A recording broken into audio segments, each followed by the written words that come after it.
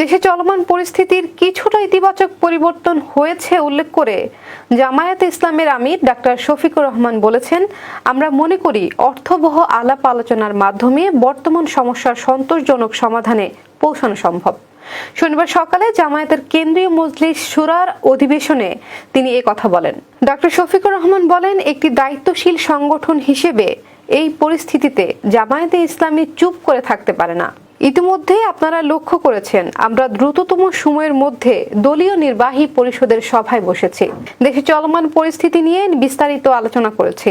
বৈঠক শেষে আমরা বলেছি, সংঘাত এবং কাদা ছড়াছড়ির মধ্য দিয়ে জাতিকে আর অনিশ্চয়তার দিকে ঠেলে দেওয়া কোনো অবস্থাতেই সম্মুখীন হবে না। এই সংস্কৃতির অবসান হওয়া উচিত। এজন্য প্রয়োজন অর্থবহ ডায়ালগ। এই দায়িত্বটা মূলত বর্তমান সরকারকেই নিতে হবে। তাদের এই অর্থবহ সংলাপের ব্যবস্থা করে দিতে হবে।